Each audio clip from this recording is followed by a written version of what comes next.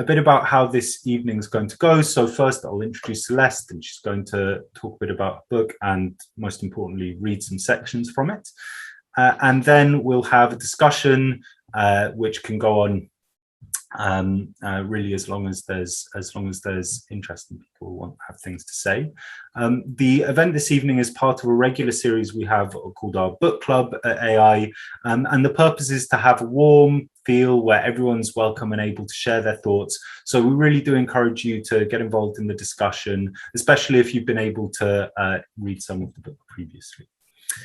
Our very special guest for this evening is Celeste Nazali Snowber, a PhD PhD and a dancer, a poet, a writer, an award-winning educator, and a professor in the Faculty of Education at Simon Fraser University in Canada.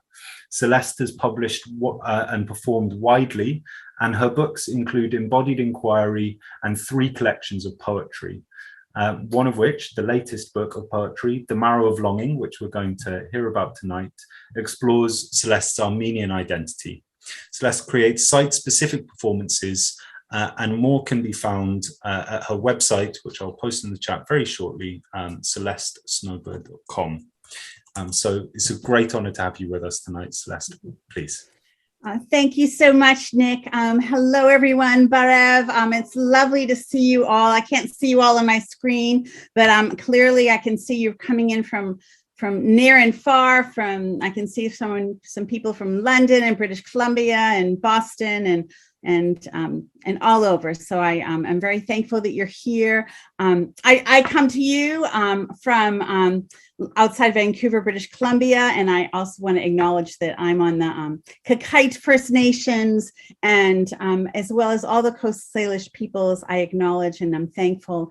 Here is where I live, work, and play on the unceded and ancestral traditional territories. And my own ancestral lands, which is what this book is all about, is from Harput, historic Armenia, and which is very much the passion that I've had over the last several years to really understand, comprehend, and my own Armenian identity.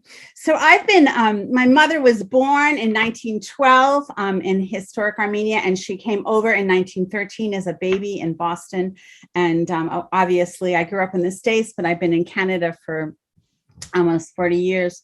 In the last couple of decades, I've been voracious about trying to understand my own Armenian identity. When they came over, there was very much that they wanted to assimilate. I did not learn the language because my father was an Irishman, and my mother reminded him every day, that's your problem, Frank, you're not Armenian. If you're Armenian, you want to understand. So now I'm older, obviously, and I'm voraciously trying to connect to my roots, and my roots are very much just fragments. I recently refound love letters from my mother to my father in the war, and in that there was this incredible stories of being of her ancestry and what it was like to be in Boston and working with Armenian artists, and there's so much, and so everything I have is fragments. As you know, there is a huge genocide, and so I have begun to see that fragments can hold a world.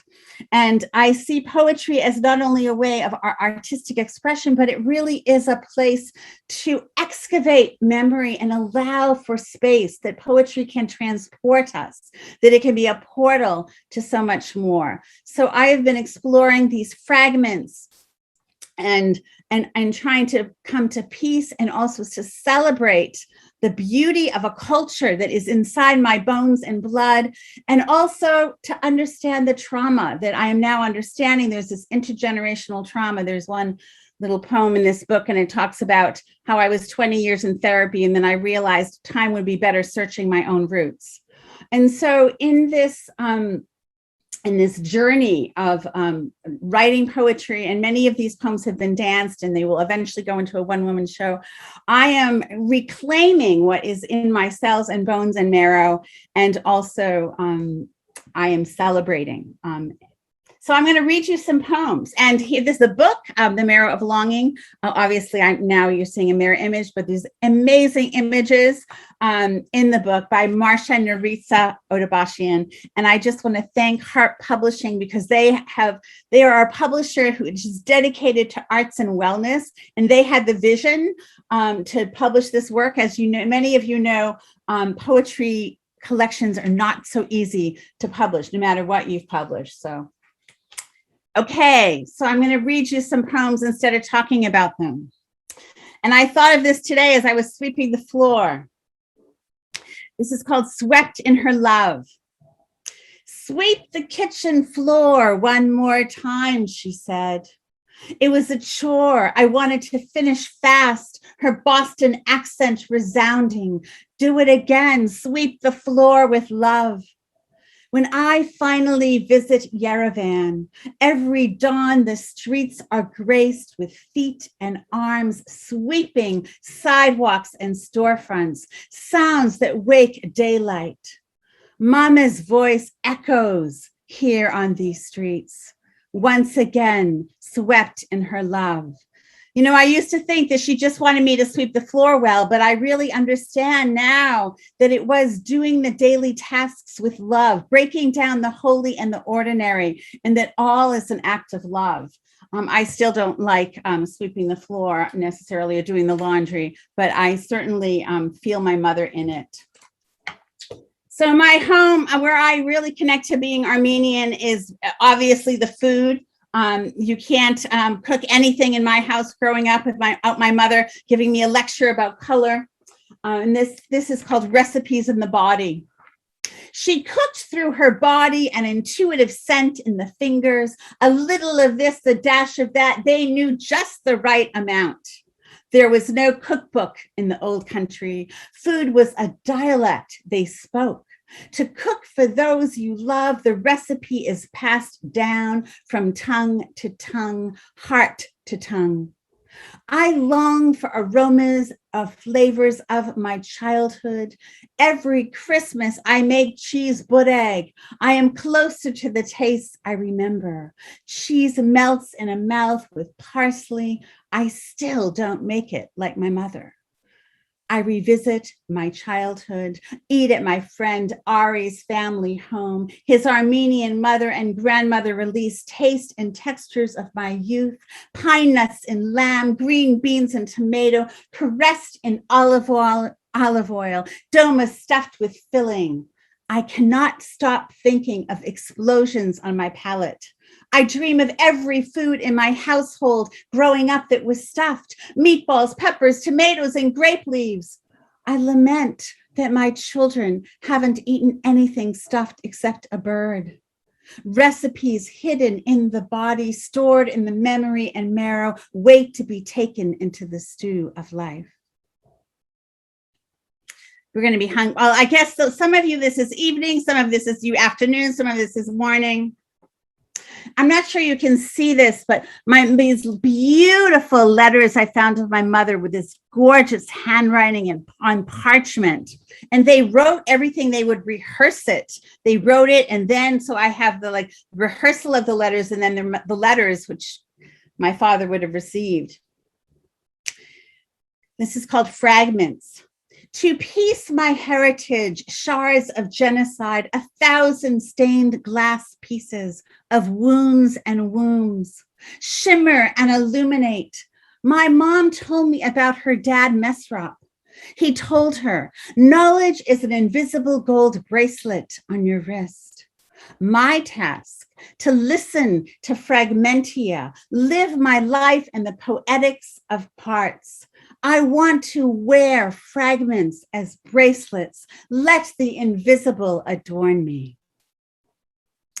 So this book is broken up into 3 parts. There's one part, the first part is about kitchen and color, which you can imagine there's many of those poems. And then the second is earth and longing. And the third is worry and prayer, because I've come to understand that my cultural disposition to worrying really is an act of prayer, and that just like transforms it, because I'm still very good at worrying.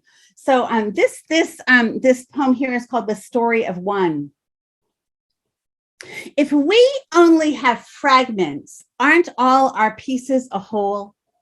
What happens to one happens to all.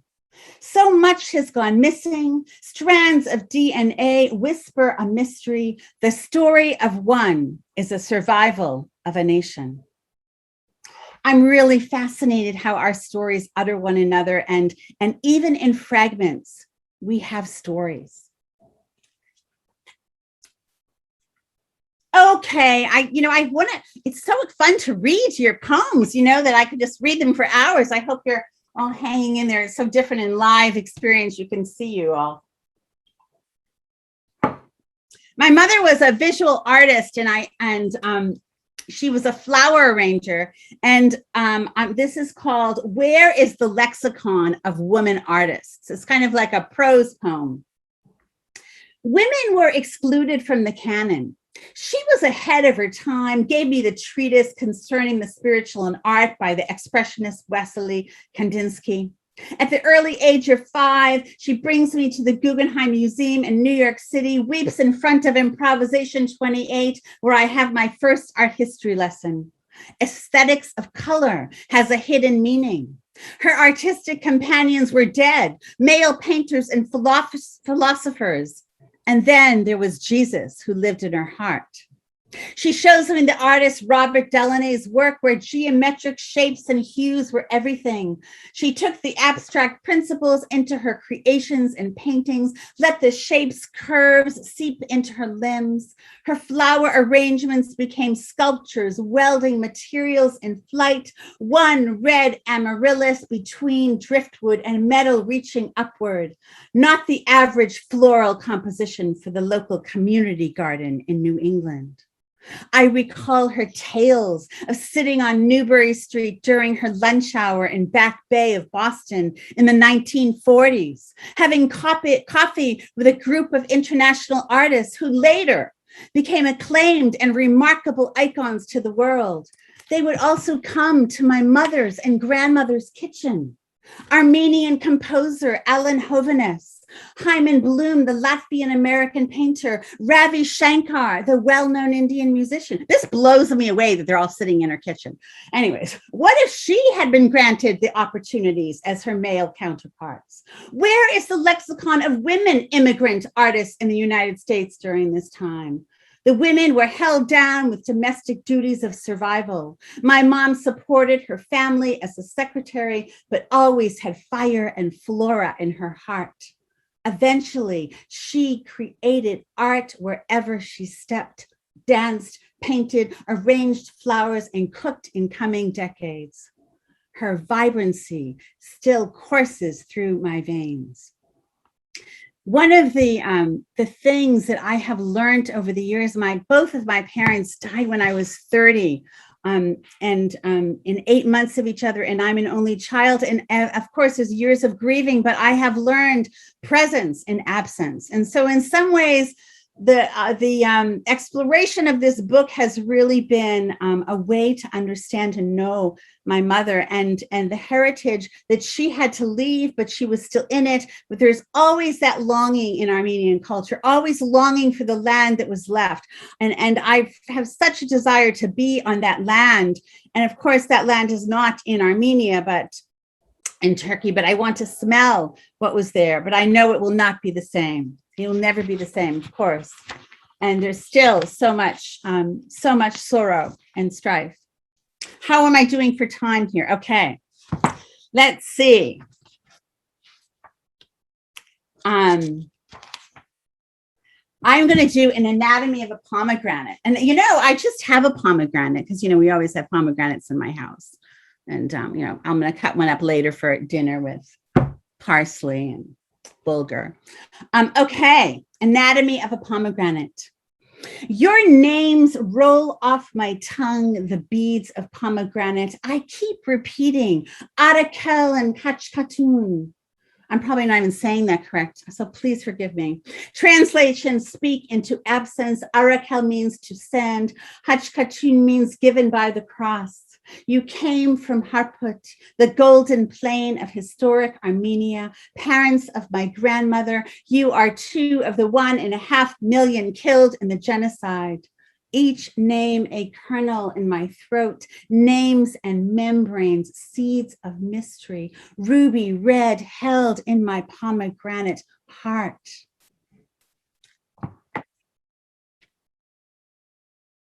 Okay, this is a short one. It's called Bachik and Geragu.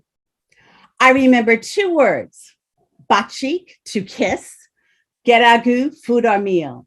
My mother reminds me of these partners in the everyday. Kissing the food, food as kiss. She left me with what was necessary. I said to my husband the other day, I think when people keep asking me what I'm going to do when I'm retired, but I can't retire, I'm going to say, I'm just going to kiss more, more bachik, more eating and more bachik. So that's just the first section. And I'll read you a poem from the title of the book, The Marrow of Longing. I feel like, longing is basically the same theme that I've been working with for the last 30 years, either writing about it or scholarly writing, dancing about it, and I'm still longing. And I realize that longing is in belonging. And so I'll never get, my longing will never, it'll never be completely satisfied, and that's okay. And I will never completely belong. I always feel like I'm a little bit of an imposter. I'm not completely Armenian. I'm part Irish, I'm Armenian, we're but it doesn't matter, because longing is part of my culture. And just, listening to the music and the duduk and the dances, I feel like longing. And here is the poem, The Marrow of Longing. Oh, I can see Antoine just said, Garod. Longing resides in my marrow. A land inside my chest asks to be familiar. A place I know belongs to my longing.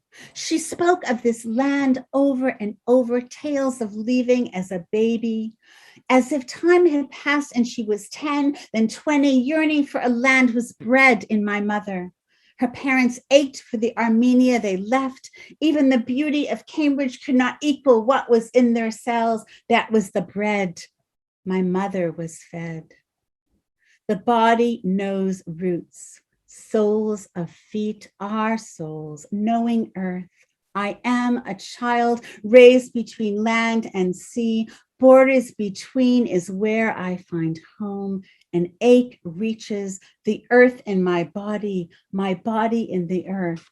Longing is the land I dwell. So I really wanted to go to Armenia, and I've only gone once. I was going to go on my study leave a couple years ago, but it obviously with COVID, but I was fortunate to go in 2007. And I'm going to read you this poem. And Antoine is on the call here, Antoine Turjanian, and it is dedicated to Antoine and to Ruzan as well. It's called One Dancing Heart to Another. She longed for the monasteries, ancient in stone, engraved from the love of God, a country she never saw again. She left as a child in 1913. I travel all over Armenia. I enter this village in Yeganezor, greeted by a troupe of dancers on a dirt road. A woman carries bread, radiates joy, adorned in Armenian costume. We recognize each other, one dancing heart to another. We dance the kochare, see and taste lavash bread, baked from the ovens in the ground. Mountains surround us, home becomes a little closer. Here are my origins, time I do not know, but have been aching for. And that is where Antoine has a home in Armenia, which I hope to visit. Ancestral tones, another one here.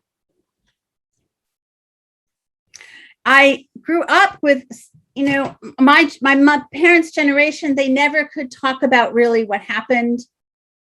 It was so traumatic, and I really believe there's trauma that goes from the generations. And I think it ends up in other ways. My mother was vibrant and loving and wonderful, and then she would rage. And I think this is, there is, as we know, now there's there's science that shows what intergenerational trauma does. But I never knew, there's so much missing. I don't know who were the ancestors, who were the great grandparents, where did they come from, what were their people, what did they do in their daily life? This is called ancestral tones. I am piecing pieces together. In some ways, I am piecing myself together. Ancestral tones. We are not only ones who died in the genocide, victims of horror. We are beauty incarnate, weavers, shoemakers, mothers, daughters, duduk players, poets, fathers, sons, priests, goat herders, scholars, silversmiths, brothers and sisters, bakers, and artisans. And most of all, we are land. Baked from the terroir of arid and fertile soil, figs, pomegranates, nettles, and olives. Do not forget who we were, how we loved, a poetic memoir of Armenians. We are notes on a tetrachord, calling forth polyphonic in our bones, polyphonic in our bones. We are ancestral tones.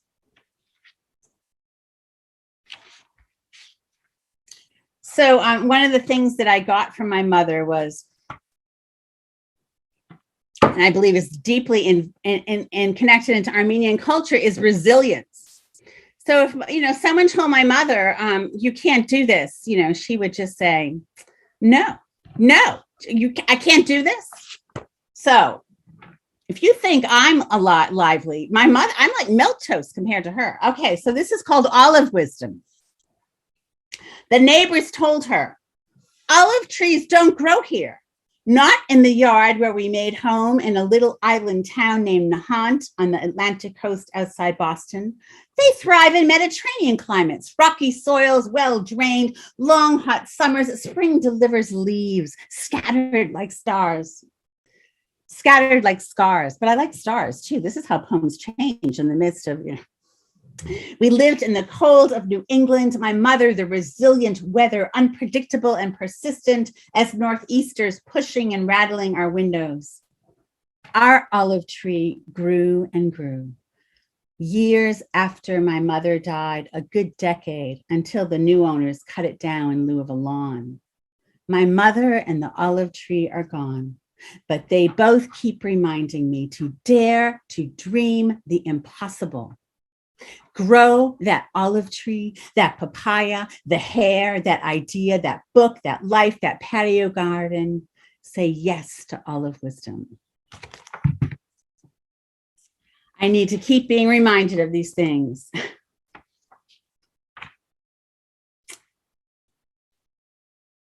An alphabet of longing. There are not enough letters in the alphabet to define longing. The Armenian soul is varied and complex as the cuisine of food, aromas of sounds, the taste of words, inexpressible haunts in the steppes of migration.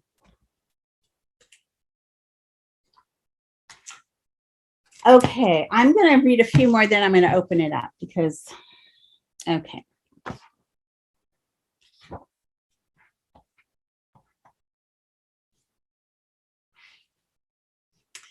Transport. Let poetry be the transport to the world beneath the words, where new words are born amidst the volcanic ash or the sweetness of chudeg cooked and eaten with love. A passage exists to the hymns of your heart in a time of limitation. Mitrik Nagash, 15th century poet priest, said, "We are all exiles." Take courage from the lineage, poetic steeped in the Armenian soul. Proverbs, odes, love songs, lullabies, chants, folk tales, poems, laments. A pilgrimage to what calls us to the alphabet of yearning. Be your own bard.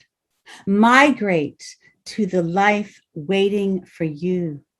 Nagash says, and I love this, an exile's heart is tender. May the poet within you, in the silence of dawn, carry you to tenderness.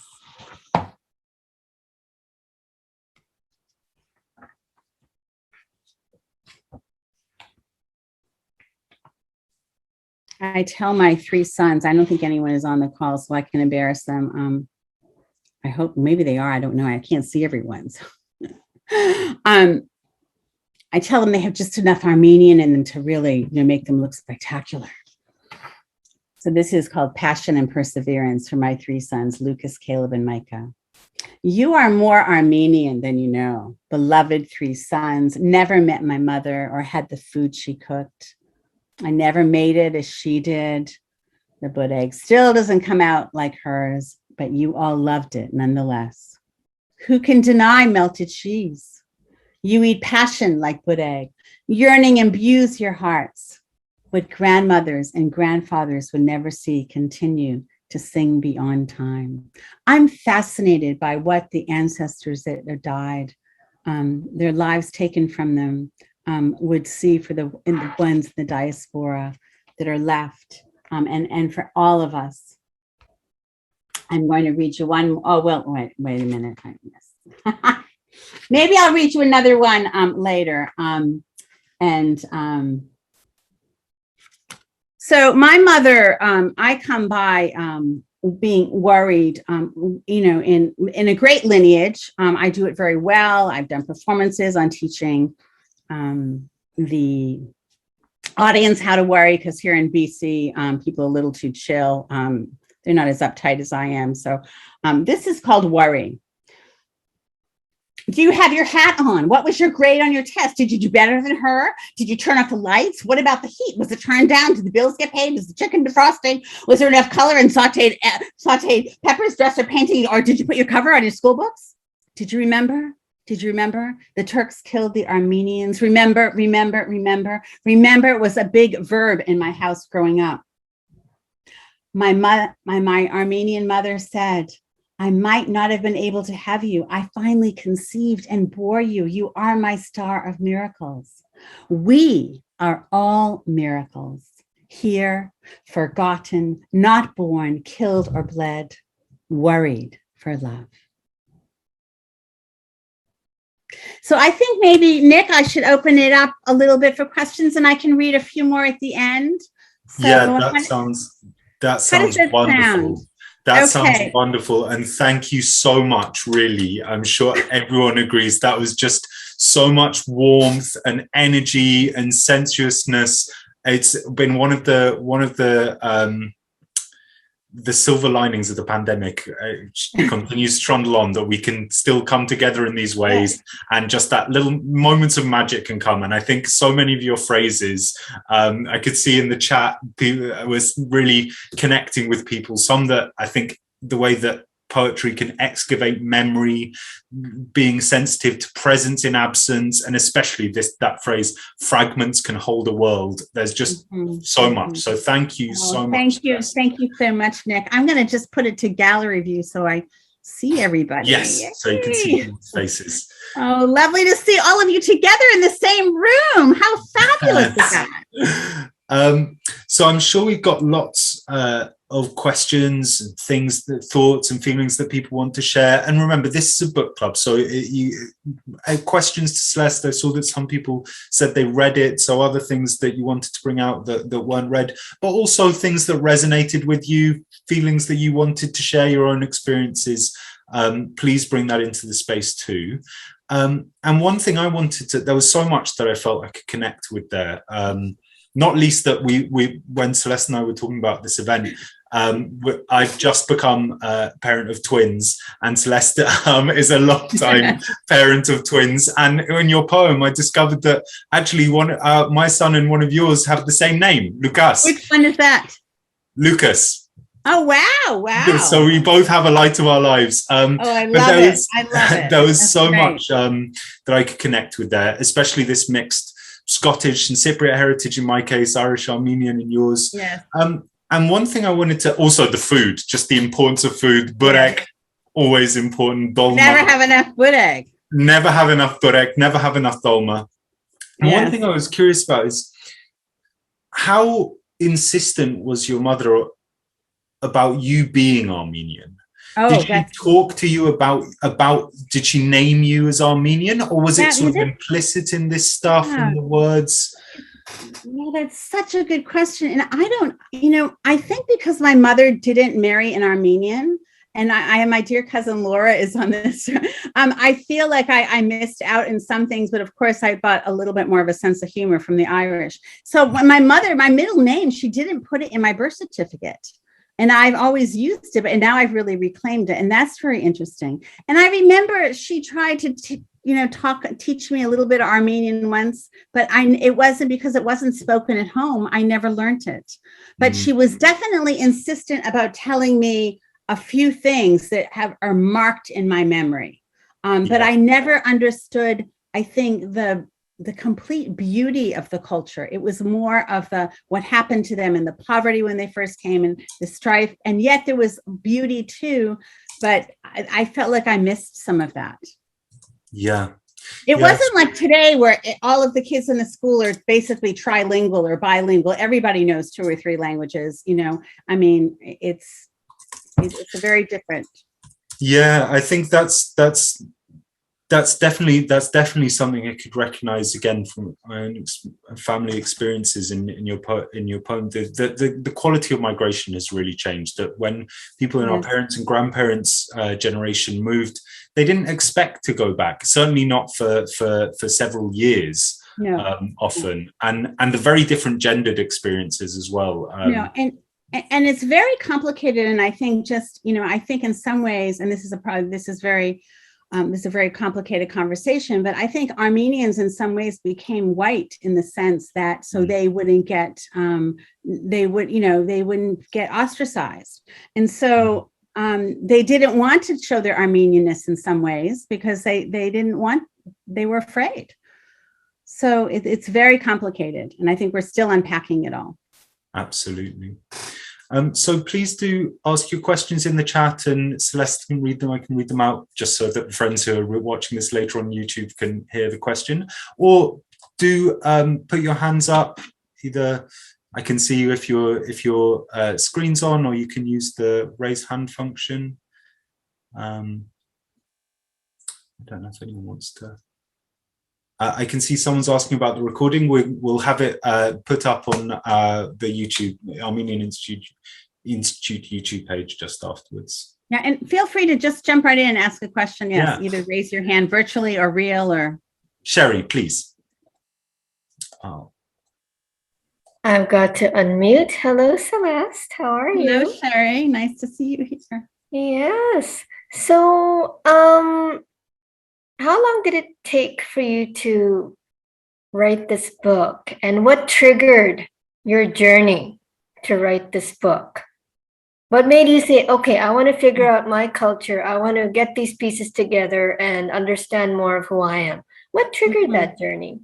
Well, I've been writing poems connected to my Armenian identity for probably 15 years. And some of the poems in this book have been published in other places. And as you know, as a poet, unless you have the poems published in other places, it's very hard to find a publisher. So I think what triggered me is that I really felt like I wanted to concentrate a whole book, that the poems just come to you at some point and say, okay, you've been writing these poems. Now I want you to become a book, and you have to just listen and you say, okay, okay. And there's a difference between having poems in different isolated places. And when you have them as a book, there's a continuity, and it's almost a different art form in a collection. And I think what just triggered me mostly is that I just have this voracious desire to really get the missing pieces of my culture. Beautiful. Thank you. Mm-hmm. And Lynn has asked a question in the chat saying, how did you feel, Celeste, when you held the book in your hands? Well, I love the book.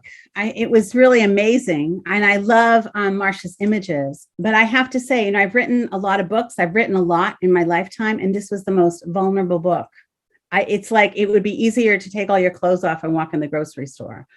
It was very, very, I mean, come on, writing about your mother is vulnerable, writing about your culture. You know, no one calls you up in the day and says, oh, have you written poetry today? Or how's your culture? No one, you know, and so it was amazing to hold it, but I also felt it's very vulnerable. And I think it's still vulnerable, but I really believe in vulnerability is a piece of canvas for the artist. And it isn't in our breaking open that we do have light come in.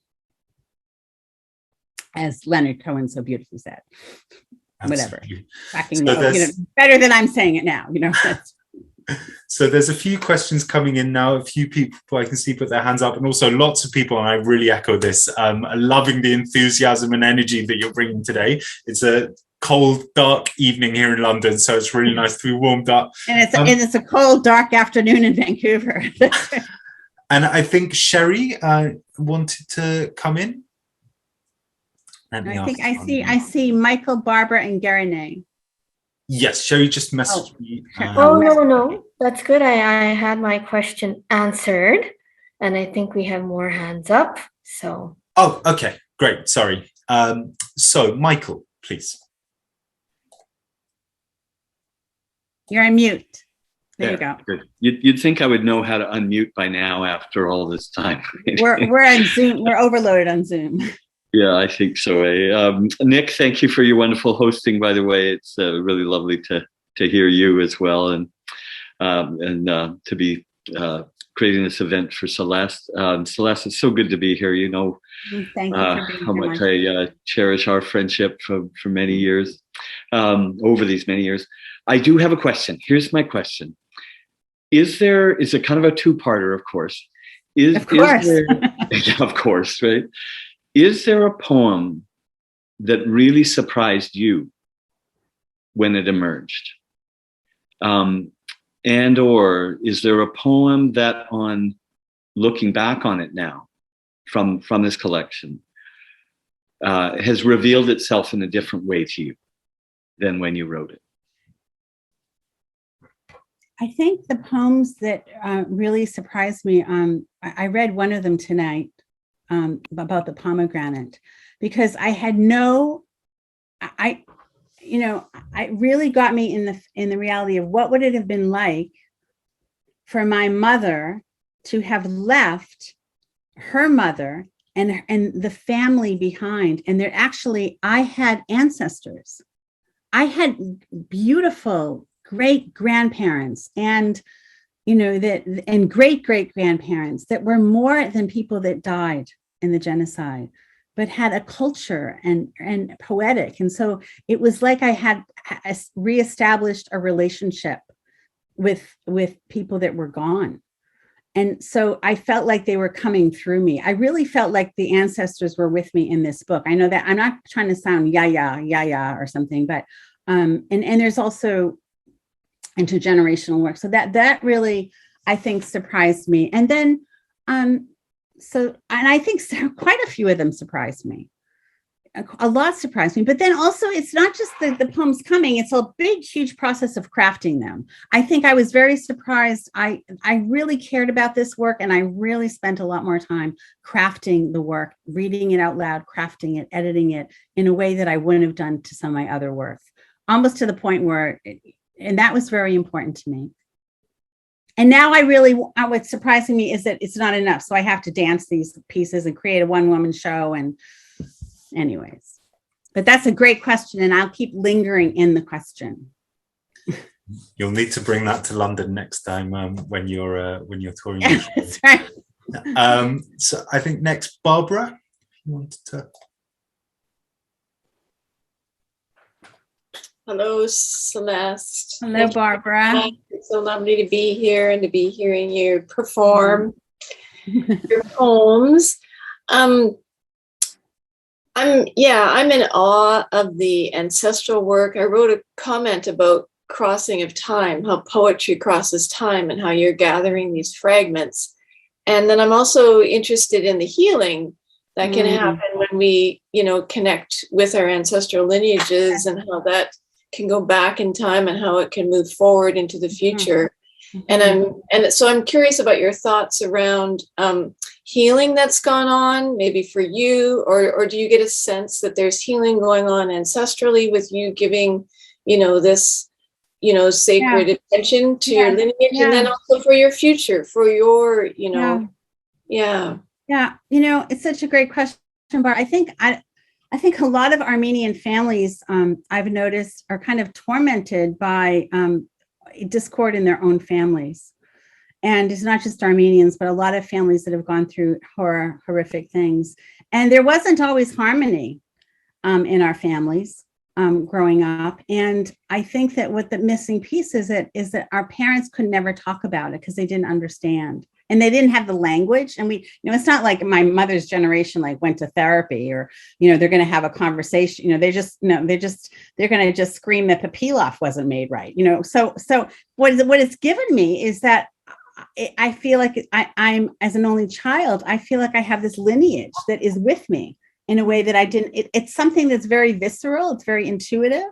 And I feel a deep connection that I never understood. It really is palpable.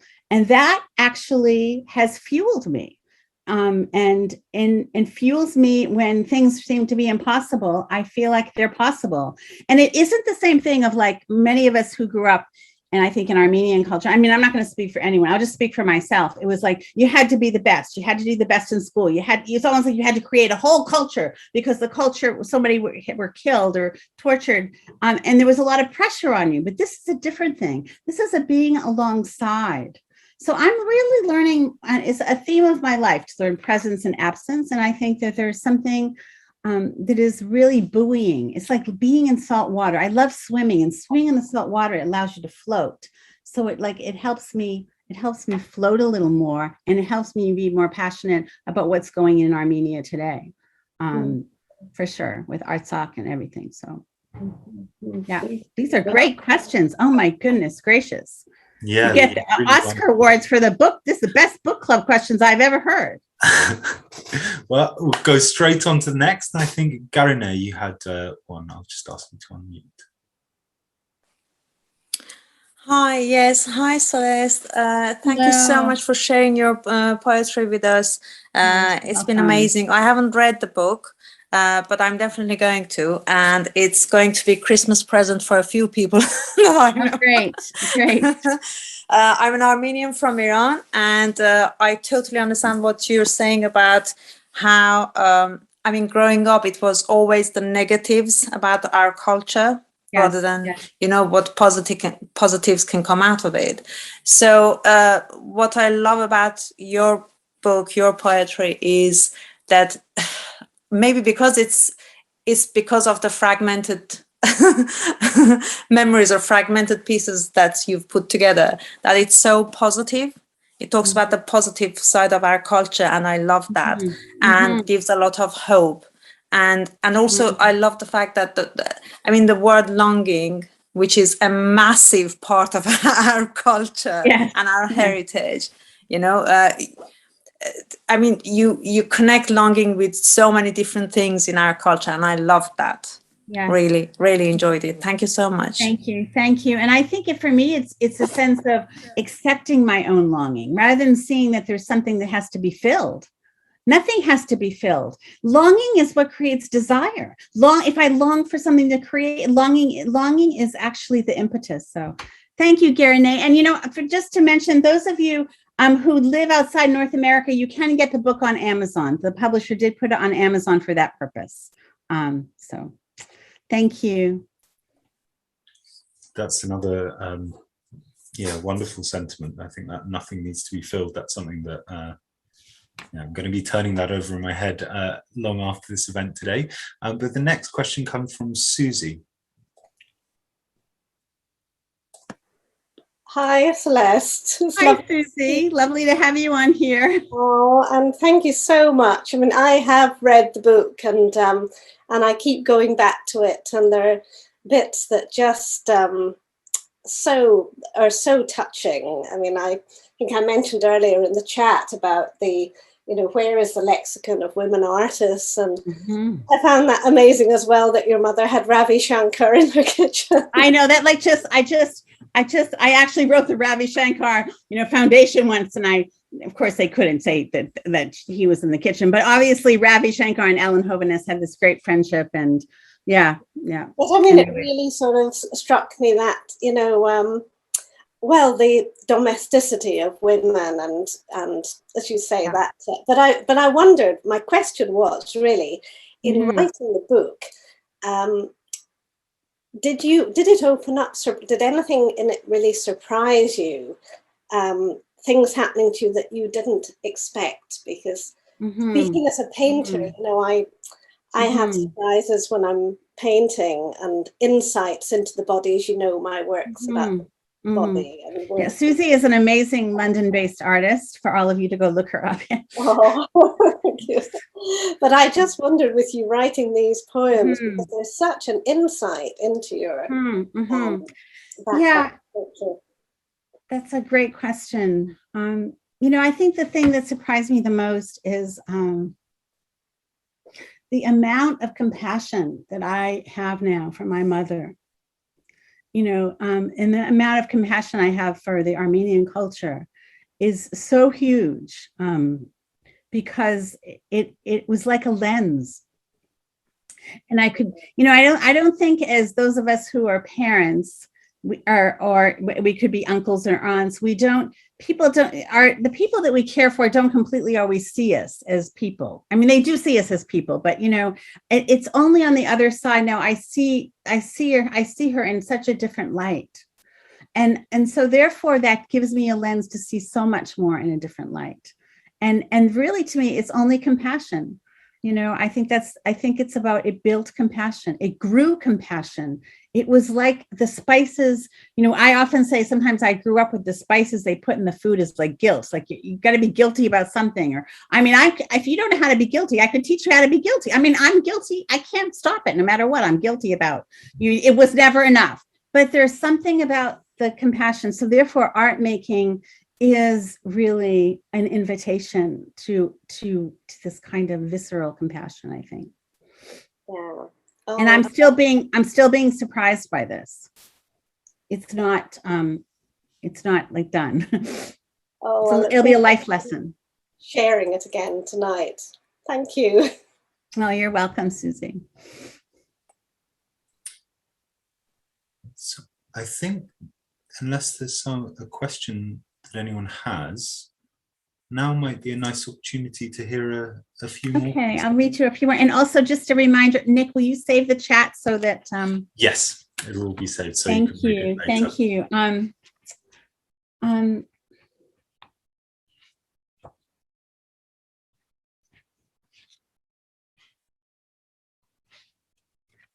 This is called "To Pray is to Sigh."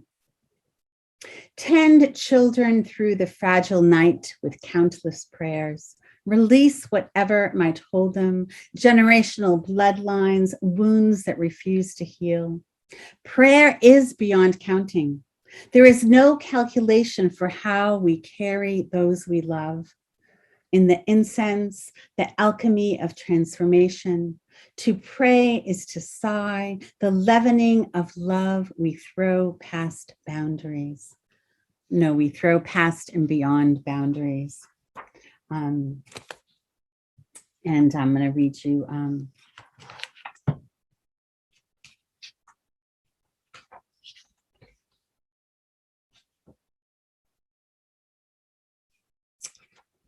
this one is called Illuminata. I've been really fascinated by all the amazing, even the Armenian manuscripts. Illuminata. We are all illuminated, walking manuscripts and woman scripts, etched hachkars, storied lives inscripted, cellular memory beneath the skin. We are scriptoria, writing our narratives, co-creation. Light cracks the wounds. Here's a fact. 31,000 Armenian illuminated manuscripts survive after invasions and massacres. Our hope is us. We are the luminosity of living parchment. And I'll read you the last one in the book is called Offering. Perhaps imagination is the final praise, to look until we see? What offering beholds us in the mystery, in the endless search? Look beneath the surface. How many dimensions one object, one heart holds in the company of light? Look how radiance comes. Sun circumferences, the unseen and seen. This too is a miracle in front of you. Thank you so much. You know, poetry, you can only take so much. You don't want to overdo it, you know. So I want to leave you so you can linger in the words. And yeah, thank you so much. That was really beautiful. Thank you. I'm a medieval historian myself, so hearing us describe the luminosity of these illuminated pages, just, yeah, no words. Thank you so much. They're so amazing. I mean, you would know, Nick. They're so amazing. Yeah, I really encourage anyone who's visiting Armenia to go to the Matanadaran, the Manuscript Institute, see the wonderful collections they have there. Yeah, when you're blessed with the eloquence like Celeste, you can't help but that those kind of phrases coming out. Right. But thank you so much. I don't know if there are any other questions or thoughts or anything that people wanted to share after those second readings. Yes, Sasha and Andreas. Let me ask you to unmute.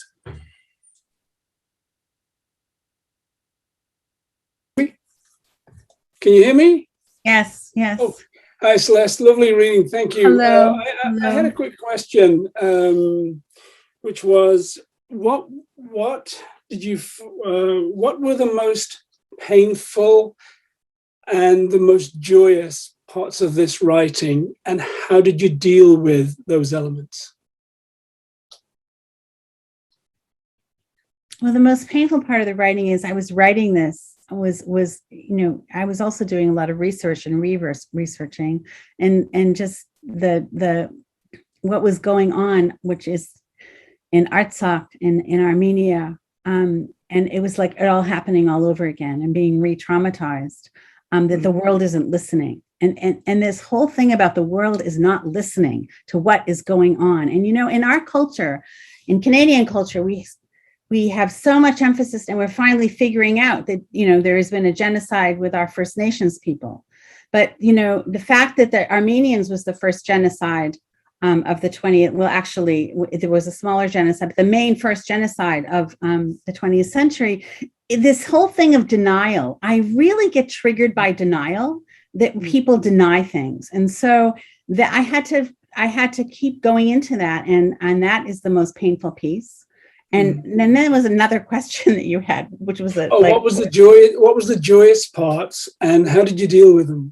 The joyous part is that I didn't have to figure it all out anymore. And I could still reclaim my heritage very deeply. I might not learn Armenian completely fluently. I may not be able to live there. I may not be able to be part, you know, I may not be able to do all these things at this age. I have a voracious appetite, but it's okay, because fragments can open up a whole world to me. And so that actually is so freeing. And it continues to be so freeing. It's like a fragment of a manuscript. It might still be beautiful. You might not see the whole thing. Or, you know, I love them, even the monasteries I really want to go in the monasteries that are half destroyed, churches, and I love how light comes into what is destroyed. And I'm fascinated by decay, and also there's beauty in decay.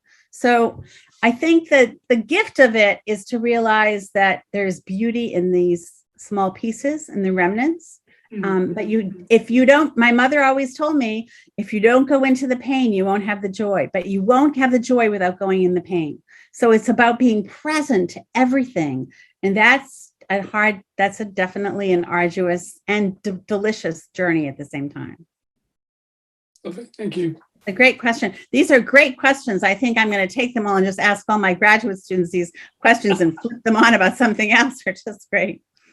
Yeah, that was a really wonderful question, and I think a really wonderful point to close today on. I hope you can see in the chat all of the really deep thanks and feelings that people are sharing. I haven't even looked at the chat because I used to be able to multitask and I can't do it anymore. So I'll have to look at it later. You'll have to send it to me. I'll send it to you later, but I'm sure I speak for everyone when I say this has been such a moving hour, so beautiful. Thank you so much for sharing your writing with us and sharing your thoughts with us and bearing your soul for us. It's just wonderful. Thank you so much, Nick. And thank you to the Armenian Institute for having me. I really, really appreciate it.